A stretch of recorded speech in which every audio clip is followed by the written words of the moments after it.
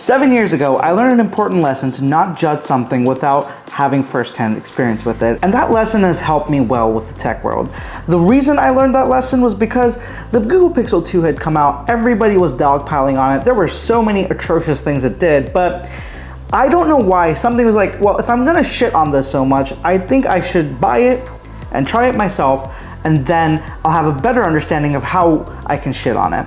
And I did that, and the one thing that ended up happening was that yes, I did find and reinforce a lot of things that I didn't like, but there were intangibles with that device that I learned about that I wouldn't from any review, any spec sheet. There are just sometimes things you have to experience for yourself in order to get a full understanding of what's possible. And that helped me well. I think over the last couple of years, I've really changed the way I review products, how I look at products, and I don't try to immediately judge products or to dogpile on them before I've even had a chance to experience them. And if there is a product that I really think that is gonna be bad, I try to use it myself. I try to buy it and use it. And that's why I never really made any videos about the Galaxy Z Fold. This was just such a new thing when it came out. In 2019, when this phone came out, it finally brought in, I think, a little bit of new life into smartphones because it had started to plateau, and this was the most exciting thing out there. And the reason I never ended up buying this phone or reviewing it is because at the $1,800 price tag it asked for, I just couldn't justify it. I didn't see the utility for me personally, and I just knew I didn't fit into the target demographic for this device. So I said, let's put it off, and once it gets cheaper, I will give it a shot. And lo and behold, a couple years down the road, depreciation helps me out, and I bought this less than 1 year old Galaxy Z Fold 4. This was last August is when I bought it. I bought this in August of last year for $700. This phone wasn't even a year old at that point, and it was already almost 1/3 of its value. So that was something I was very excited by, and I was finally able to justify the cost and be like, okay, now at this price point, I don't care if I don't get a lot of utility out of this phone, I still get the experience, and the price is no longer a hindrance. So let me just start off and let's talk about what this phone feels like in the hand. This phone is unlike any other phone I've used in my life before. It's got a very different form factor, and it is incredibly thick. It's honestly incredibly uncomfortable to hold after a certain while. I'm just used to a certain type of phone. I think we all are. We're used to these bar style phones that are, not very thick. They are well balanced weight-wise, and they are comfortable to hold for the most part. And this phone is none of that. Particularly if you like using your phone one-handed, this phone is just impossible to use one-handed, both the cover display and the inner display. In fact, you cannot even open this phone one-handed. Like, you need two hands to open up the screen of this phone. You cannot do it one-handed. If you try to do it one-handed, what's gonna end up happening is that you're gonna probably end up damaging the inner screen, which is not what you wanna do. And another unneeded side effect of all this weight and the design choice here is that when using this phone one-handed, after a while, it becomes very uncomfortable, particularly this bottom end in the seat of my palm. It ends up being very painful because it starts to dig in. It's just something that's not a comfortable experience. Sometimes I like to lie in bed and use my phone, and after about 20 or 30 minutes, this phone becomes so uncomfortable that I just, it's one of the main reasons I stopped using this phone as much as I was, is because that's a part of my day that I like and I enjoy, being able to relax and use my phone comfortably, and this phone just wasn't comfortable when you were using it one-handed, and the only other alternative was to open up the phone and use it like this, but then when you do that, you again need two hands, and it's just not a very convenient phone to use if you're trying to use one-handed. And honestly, the biggest part about all these issues I've had is that it's not something that is a fatal flaw with the platform, with the design, with the form factor of this phone itself. I think that these are all improvable. In fact, Oppo and OnePlus have found a way to figure this out, which I'll touch upon a little bit later in the video, but this phone does have potential. And that's why I have a little bit more frustration with some of these further issues I've had in terms of the usability of this phone. And the biggest part I ended up finding was that, and I knew this before I bought this phone, is that I'm not the target demographic, right? So using apps side by side is not something I do. It's just something that is not a day-to-day thing for me, and I expect that most people don't do that either. I use my phone a lot for entertainment, to be honest. I think a lot of people do. I use it to consume content. I use it to chat and message with people. I use it more so as a social tool than a productivity tool most of the time. It is a productivity tool too, but whenever I do feel like being more productive, I usually end up leaning towards going to my computer. So having a phone like this for me ended up being something I was not able to take full use of, especially with the side-by-side displays. And I tried to force myself to use it, but I just ended up finding over time I wasn't inclined to use it because I didn't have a need for it. And I think that's true for a lot of people who might be considering this phone. And that entire thing brings me to an important point, is that these folding phones have been out for 5 years at this point. And apps are still very hit or miss. Some apps work really well, some apps are absolutely terrible.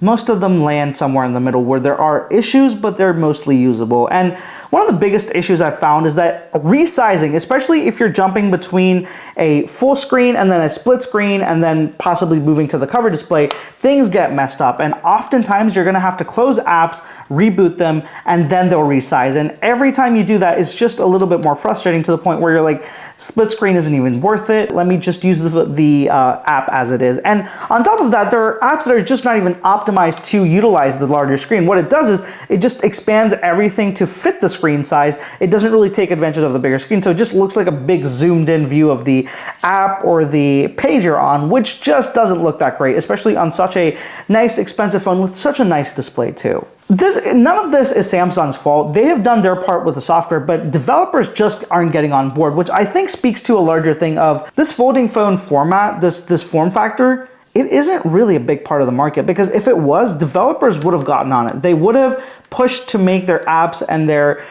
things a little bit more compatible, but they haven't. So I think it just goes to show maybe this is a very small niche that developers just aren't ready to put a lot of resources into.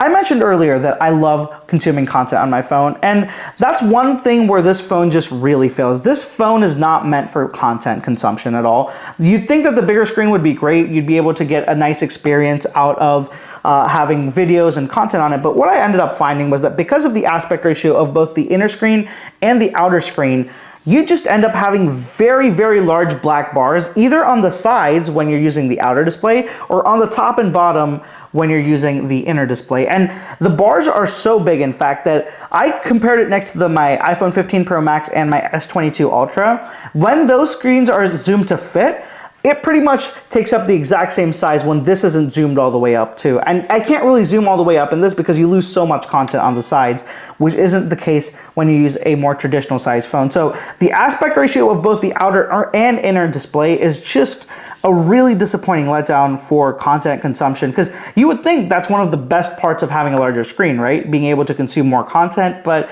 unfortunately with the aspect ratios, it just doesn't work out in that way. Another thing I ended up finding was that the typing experience on this phone is not great.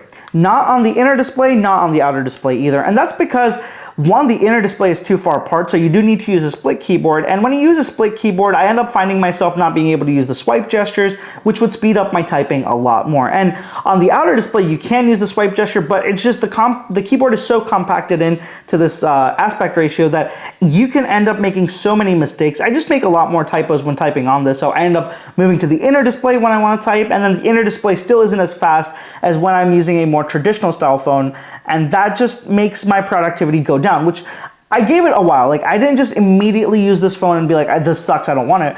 I gave it a couple of months, and I still found myself just not being able to, make that split keyboard work as fast as possible. I've been using iPads for over a decade now, and still the split keyboard thing just feels slower to me than having a keyboard that I can use quickly with 2 thumbs. So there is definitely a limit to how wide a keyboard can be before it becomes problematic to me on a touchscreen. Moving on from the user experience, let's talk about the cameras, which I think is a very sore point for me on this phone.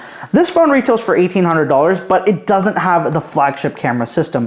The S20 Ultra lineup, the S22, 23, 24, they all had better cameras than this phone. And I mean, that's very unfortunate, because those phones are about $600 cheaper. That's unacceptable. There's no way where you can say that a cheaper phone by that margin can have way better cameras. Like, this phone really needs a camera upgrade, and I have no idea why Samsung is skimping out on this. You're putting in so much money into this phone, and you still don't have the best possible experience on every front. That just seems wrong to me. And I mean, don't get me wrong, the cameras on the back are serviceable. They're not the best, but having seen what Samsung can do, it's fine. But what's really atrocious is this inner camera that's hidden with the under display technology. And there is, the display does hide it to a decent extent, but you can clearly see it. And the trade-off is that you get a much, much worse camera, a 4 megapixel shooter that is terrible. It is so bad, in fact, that I refuse to use it. I will not use it for any kind of video call, anything. So it beats the entire purpose of having a camera under the screen, like right here anyways. I would have been way well off with just a cutout and a decent camera underneath. That's what every other folding phone has done. That's what Samsung used to do as well before this phone. And honestly, they made a big mistake with this camera. It really needs a massive improvement because it's just unusable. I know I've been airing out a lot of grievances with this phone, and I want to move on and talk about some of the things I really like about this. And right off the bat, we have to talk about the abilities of multitasking on this phone. Yes, I'm not a big multitasking person, but in those moments that I did try to multitask, there were certain tasks I did that just made me realize this form factor, Samsung is really good at it. They've really, really nailed the software. They've really understood what you can give this phone to make it better. There's endless customization options, and I think that this phone really does have great software experience. And add on top of the fact that you can use features like DeX to connect this to the monitor, to use it like a computer, that's even cooler. And for people who are looking for straight productivity, this phone really does speak a lot. And I have to say, while I was reading documents, while I was reading web pages, that was something that I absolutely found amazing with this phone. It was so great to be able to just open it up like a book, read through something, and just be able to take all that information in so much more on the screen. And that's something that I think no other phone is able to do right now. Yes, you can have big screens, but you can't have a screen as big as this, and that's just a limitation that you can't get around. Software aside, even the hardware is just absolutely incredible. Samsung has done a great job with build quality. This feels every bit like an $1,800 phone. If I pick this up, I cannot find one cheap part about this phone. The hinge, the design, the way everything opens and closes. I've been using this phone for a couple months now, and I bought it used too. So even despite that, this phone has no creaks, no issues with the hinges. It still closes as sharp as it can. The only thing is the inner display has a crease, but I'm not gonna fault it for that. That's just a folding display thing. You can't make a case for that being an issue with build quality. This phone is excellent and really, really stands out with build quality. Samsung has nailed that part of the phone. So that just takes me to the overall point where I was trying to make a little bit earlier when I mentioned the Oppo and the OnePlus. What they do is they have a more traditional sized outer display. The aspect ratio is more like a normal phone, which makes it so amazing because you can use that phone when it's closed. That phone almost feels like a normal phone. Unless you open it up, there's just like no reason for you not to use that as a normal phone on the outer display. Whereas this, you need to open up the display in order to get a good experience. So that's not the case on that. And what that does is it makes it easier when you're using it on the go, when you're using it one-handed, and that just opens up a lot more usability in my opinion. That's something that Samsung should really take a look at because a lot of these issues I've mentioned, the aspect ratio being problematic, everything can be fixed very easily. Samsung can make this phone way better. And the biggest thing is, I think if they change up the sizing of this phone, you don't need to make it super short and wide either. I'm saying just make it a little bit wider and a tiny bit shorter so that now you have a little bit more of a traditional phone experience. And that would just make it an insane value, an insane package to beat overall because you get the best of both worlds truly then at that point. You don't have compromises on the outer display. And honestly, if Samsung added their S24 Ultra camera system, it already exists. Fine, ditch the zoom lens if you don't have space on the inside, but the main camera and everything else you can definitely add.